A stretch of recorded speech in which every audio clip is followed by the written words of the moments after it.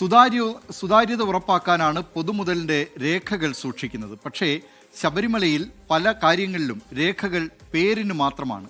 രേഖയുണ്ടോ എന്ന് ചോദിച്ചാൽ ഉണ്ട്, എന്നാൽ രേഖയിൽ വേണ്ടതൊന്നും ഇല്ലതാനും. മനഃപൂർവ്വമാണെങ്കിലും അല്ലെങ്കിലും തട്ടിപ്പിനുള്ള അനന്ത സാധ്യതകളാണ് അപൂർവമായ ഈ രേഖകൾ തുറന്നിടുന്നത്. ശബരിമല സ്വർണ്ണക്കൊള്ളയുടെ അടിസ്ഥാനം തന്നെ സ്വർണ്ണപ്പാളിക്ക് ചെമ്പെന്ന് രേഖപ്പെടുത്തിയ മഹസറാണ്. ഇപ്പോൾ കൊടിമര പുനഃപ്രതിഷ്ഠയുമായി ബന്ധപ്പെട്ട രേഖകളും സംശയങ്ങളുടെ കെട്ടഴിച്ചു വിട്ടിരിക്കുകയാണ്.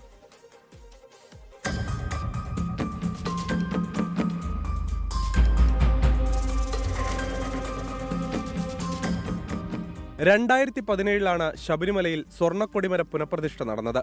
2018 ഇത് സംബന്ധിച്ച റിപ്പോർട്ട് അന്നത്തെ അഭിഭാഷക കമ്മീഷനായിരുന്ന ASP കുറുപ്പ് ഹൈക്കോടതിയിൽ നൽകി. ശബരിമല സ്വർണ്ണക്കൊള്ള വിവാദങ്ങൾക്കിടെ കൊടിമര പ്രതിഷ്ഠയുമായി ബന്ധപ്പെട്ടും ആരോപണമേറുന്നു. ഇതോടെ ദേവസ്വം വിജിലൻസ് ഹൈക്കോടതിയിൽ പുതിയൊരു റിപ്പോർട്ട് കൂടി സമർപ്പിച്ചു. ഇതിന്റെ അടിസ്ഥാനത്തിലാണ് വിശദമായ അന്വേഷണത്തിന് വിജിലൻസിനോട് ഹൈക്കോടതി നിർദ്ദേശിച്ചത്. ദേവസ്വം മഹസർ പ്രകാരം കൊടിമര പുനഃപ്രതിഷ്ഠയ്ക്ക് സ്വർണം സ്വീകരിച്ചത് അഡ്വക്കേറ്റ് കമ്മീഷൻ ASP കുറുപ്പാണ്. എന്നാൽ ഇതിനായി ദേവസ്വം ബോർഡ് പ്രത്യേക ഉത്തരവ് ഇറക്കിയിരുന്നില്ല. ഭക്തർ നൽകുന്ന സ്വർണം ഏറ്റുവാങ്ങാനും അത് റെക്കോർഡാക്കി സൂക്ഷിക്കാനും എക്സിക്യൂട്ടീവ് ഓഫീസറെ ചുമതലപ്പെടുത്തിയ ഉത്തരവ് നിലനിൽക്കെയാണ് നടപടിക്രമങ്ങളിൽ വീഴ്ചയുണ്ടായത്. കിലോ കണക്കിന് സ്വർണം ലഭിച്ചെന്നാണ് കുറുപ്പിന്റെ റിപ്പോർട്ടിൽ പറയുന്നത്. കിലോ കണക്കിന് എന്നത് എത്ര വേണമെങ്കിലുമാകാം. സാഹചര്യത്തിനനുസരിച്ച് അത് കൂട്ടുകയോ കുറയ്ക്കുകയോ ചെയ്യാം. സംഭാവന നൽകിയ പലരുടെയും പേരിനു പകരം ഭക്തൻ എന്ന് മാത്രമാണ് രേഖപ്പെടുത്തിയിട്ടുള്ളത്. ദേവസ്വത്തിലേക്ക് ലഭിക്കുന്ന ഇത്തരം സംഭാവനകൾക്ക് 3A പ്രകാരമുള്ള രസീത് നൽകണമെന്ന വ്യവസ്ഥയും പാലിച്ചില്ല.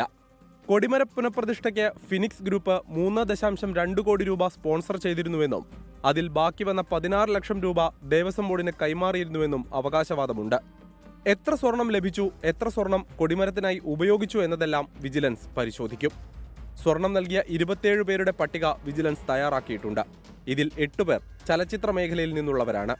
മോഹൻലാൽ, സുരേഷ് ഗോപി, ദിലീപ്, ദേവൻ, ഷാജി കൈലാസ്, രഞ്ജി പണിക്കർ, സുരേഷ് കുമാർ എന്നിങ്ങനെ നീളുന്നു മൊഴിയെടുക്കാനുള്ളവരുടെ പട്ടിക.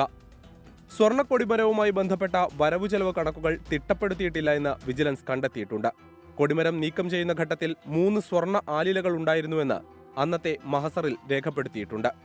എന്നാൽ ഇപ്പോൾ സ്ട്രോങ് റൂമിൽ നടത്തിയ പരിശോധനയിൽ 2 സ്വർണ്ണ ആലിലകൾ മാത്രമാണ് കണ്ടെത്തിയത്. ഒരെണ്ണം എവിടെ പോയി എന്നതിലും അന്വേഷണമുണ്ടാകും.